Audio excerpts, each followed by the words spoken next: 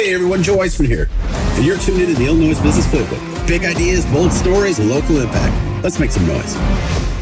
Well, all right. Welcome to the Ill Noise Business Playbook. This particular episode is sponsored by Bite Outfitters, where websmithing is done right.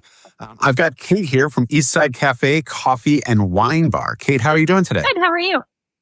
I'm doing great. I love that energy. I'm doing wonderful. We are doing this close to a break for us all with the holidays coming up, but really interested in hearing your story.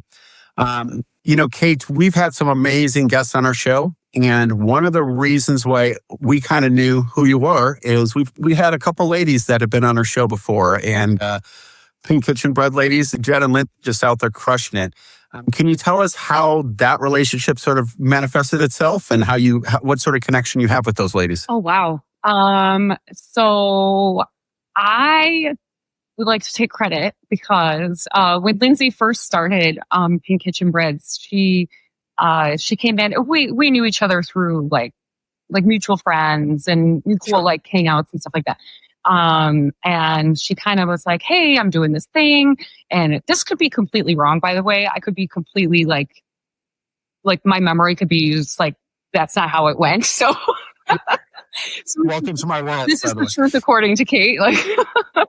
So, she asked me one day if she could do a pop-up. So, just come into the cafe and sell her bread. And sure. She wasn't super well known. It was kind of like, this is something I'm starting. And so she did, and we put it out there on Facebook. We got events, and then all of a sudden, the people just started pouring in. And we would do it, I want to say once a month, maybe.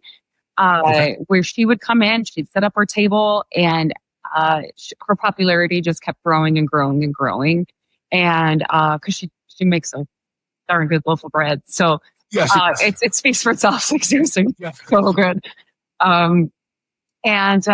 So then once she kind of knocked it out of the park, we started doing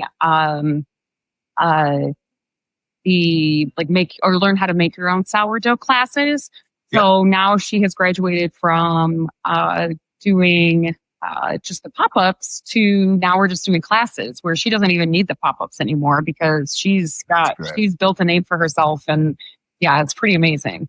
It is. And I will tell you, I know Neha went to the last one, my wife, and she enjoyed it. Again, she enjoyed not only the class and the ladies, but she enjoyed the place that it was held at. And well, let's, that seems like a nice transition. Let's talk about Eastside Café, Coffee, and Wine Bar. What inspired you to start this business up, Kate? Well, I have first and foremost, I have a background in food and beverage management. Since it was one of my very first jobs, I worked at an ice cream shop, so kind of customer service, restaurant based. Then I went to restaurant management and culinary school and learned a lot about wine. I grew up in Northern Michigan, so part of the program was to go visit local wineries and learn how the wines are made. And so I kind of cultivated a love for the wine at a very young age. And so that's just a little bit of my background. I worked in full service hotels for a really long time, and was the banquet and events coordinator down in the city for a while. And then I kind of switched gears. I finished my second degree in political science, totally off base, total opposite ends of the spectrum. Went to work for Social Security again down in the city. And after about, I don't even think I was there for about 10 years, maybe 9. I had 2 young kids, and I was commuting down to the city from Elgin, and I was just kind of done with it, Sure. So I kind of just started investigating, opening up my own shop, and looked around and looked at different shops. Me and my sister-in-law went and toured a bunch of different places and to kind of get an idea of what I wanted. And I found this cute little shop that was for sale. It's called the Uncommon Palette. So if you didn't know, the Eastside used to be the Uncommon Palette. So then I decided to open it, and I took it, and that, I guess. So Here you are. yeah, here I am.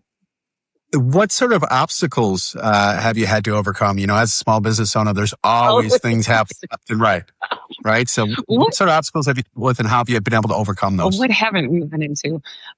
So first, I think just the being a small business owner with with a family, a young family, Sure. first and foremost was really big because as I started growing, I was there more. I was away from home less. So the boys would come in and, sit at the cafe. I have this really cute picture of them on their little tablets and they're like little winter hats, and they were probably waiting for me to get done. And all Sure. that. Yeah. So they've grown up there. Like they were very small. Don't have me do the math just now, but they were little, and yeah, so they grew up at the cafe. So, at some point it was just like eventually like losing some of that time with my kids. Okay. Second, and I'm sure everybody or a lot of people say this, but we hit COVID a good year and a half, I think, into maybe about 2 years into the cafe. And I did not get a lot of the benefits that a lot of bigger like corporations or bigger businesses, because I was my only employee. So I didn't have payroll. So I didn't get a lot of that extra like benefit, that the state and the government were handing out. So I kind of had to figure it out. And let me tell you, the thing that made like our business survive through COVID was wine all the way.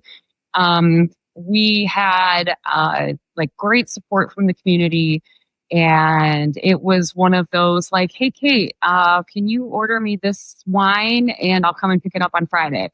And it was like cases going just in and out of the door constantly. So I really think that you kind of just learn how to like tweak your business to whatever fits the moment. And I sold wine already, but then you kind of you up the game a little bit, like, okay, people are drinking wine, I'm going to bring in more wine, or I'm going to like do a bigger discount if they buy a case, or I'm going to, just like really conforming to what people need while still like staying kind of on top of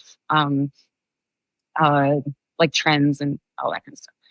That certainly seems to make a lot of sense, right? Because if you think about the pandemic, everybody was complaining, so they were whining, and everybody, once they were done complaining, why did they drink away their sorrow? So there was the wine as far as concerned. Yeah. When you look at your store, when you look at your business, you obviously have some people that really love what you do because, again, my wife and I have been there. We really like it. We love the feel of it. But how do you get the word out? I mean, how do you grow your customer base? What sort of strategies do you have in place to do so? I don't know, because if you know, let me know, because I honestly can kind of let you know, by the way. It's a lot of word of mouth, believe it or not. I don't know if you know, but we actually moved locations last year. So we were right on River Street, like a half a block south. And it was a little tiny 900 square foot, like little shop, like one window, very like, we were like behind a tree. And it was amazing how many people were like, oh my God, are you new? And I'm like, nope, I've been here for 5 years, I drive by every day and I never knew. And I was like, I don't know how to tell you that we're here, So other than, word of mouth actually really helps. Events are always great. Doing any type of event and just pushing it out there. It grabs so many people. Like from the sourdough classes, to, we do, like sing-alongs now. This is my new favorite thing. Like sing-along. I've seen these online. Like sing-along. We had Grease playing the other day, and there's a big group. Summer Lovin'. Yeah. And you just go and you sing and you have a good time, and people are just loving that stuff. It's not karaoke, but you get the freedom to sing to your favorite movie or, so I think it's just, other than the basic, like Facebook ads, that type of marketing, I think you got to depend on like your community to really get the word out for you, and not necessarily reinvent the wheel, but like I said previously, kind of stay on top of trends so that you know what people want.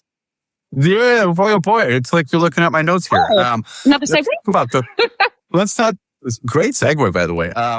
Let's talk about those trends. What sort of trends do you forecast in the future, and how are you going to plan on dealing with those trends in the industry?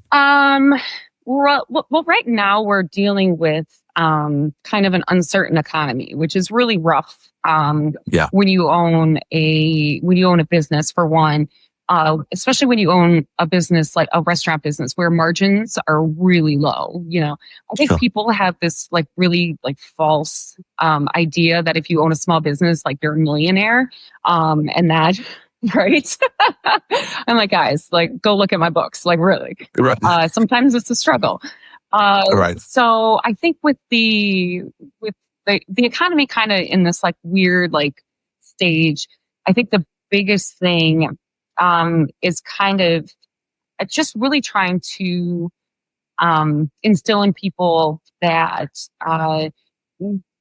like where they're shopping actually matters.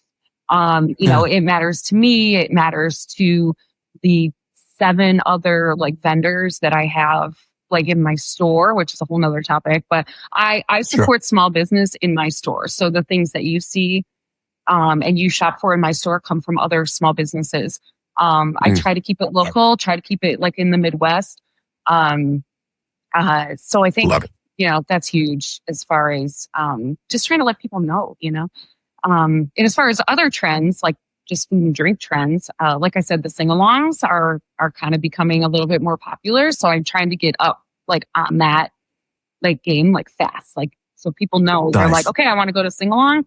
Okay, let's go see what Eastside's got going on. As far as like drinks go, mini martinis are actually kind of a thing. Flights, we do flights of everything. Martinis, coffee. People like the option, right? You have a thing of drinks in front of you. I want 4 different flavors so I can try a little bit of everything. So I think, it's reading and it's trying to like listen to what people are telling me, like, oh, maybe you should try this, or oh, maybe you should try this, and yeah, sometimes they hit, sometimes they don't, but it's still fun. There's the thing that she actually said that I really hope sticks with the audience is not only are you a small business owner, but you really believe in small businesses in general, and it's displayed in your store. We started this because we really believe in community. We really believe in the underdog. We really believe in giving a voice to voiceless, and we really believe that every time that you put money into a small business person's bank, it's going to recirculate, and it's really the more that people come and believe in what you do, they're going to believe they're part of this community, right? And they'd rather spend 25 cents more to go see you and get a cup of coffee than to go some large conglomerate. Exactly. So I really love that you're so pro, not only what you're doing on a personal level, but it's almost more of a global sense as well. Like you just want to bring folks in. Yeah. That's awesome. I really try. And that's, I think it's like frustrating too, because I don't think people realize how much it actually means to us, when you see the memes and you see all the things on Facebook, but it is like, I think the fact, like it's like 93 cents of every dollar spent at a local store will stay within your community. So that means 93 and the 7 cents goes to the government. Like that's your, of course. So, I try to do that in everything I do. Like, do I stop at, Dunkin' Donuts every once in a while? Don't tell anyone, but sometimes. I know. I won't. Well, you know what? I justify it because they are locally owned. So, it's not. Okay. Kind of works. Okay, give us a feel good story. Give us something here quick that a customer you've dealt with, or some of your employees you have, or just something that really puts a big grin on your face and kind of confirms that, boy, I'm really doing the right thing here. I think as soon as you started asking the question, I knew exactly what I was going to say. When I go into my cafe and I see people sitting in the little cozy sections, or like my heart's fluttering right now. I get like really emotional about it. When I see people sitting there and enjoying their cup of coffee, or sitting with their friends and having a glass of wine, and then the counter is full. Like when you just see people like loving your space as much as you love or as much as I love my space, it just brings like it makes it all worth it. Every tear, That's so every hour that I put in, it just kind of makes it all. It does. It makes it all worth it. And my girls that are working there, they're amazing. I could not do it without them. They are absolutely amazing. You've got a great staff. Yeah. Kate, what's the best way that people can reach out to you to learn more about what you're doing there at Eastside? So we have a website. It's eastsidedundee.com. It has all of our events. It has our menu posted. We have a wine club. So that's bonus. Wine clubs are always fun. Yes, we get along. Sure. We do like quarterly parties. We do wine tastings all the time. So always something fun to check out. But so the website, and then I'm on Facebook and Instagram. I left our TikTok page up to my 18-year-olds at the cafe. So they're doing that. They're doing some fun stuff. So we're kind of out there, and you'll see us at all of the local town events too. We have Dickens in Dundee coming up next weekend. We'll be out serving hot cocoa, and so we're everywhere. You can't not. I love it. That's awesome. Yeah. Listen, Kate, thank you so much for spending some time with us. We really appreciate it. I'll say once again, if anybody wants to get a nice cup of coffee or a nice glass of wine at a really beautiful rustic place, it gives you just good feels, gives you good old-timey feels, just makes you feel comfortable. I hope they come visit you. So thank you so much for spending time with us, okay? Thank you, Joe. You got it. Take care.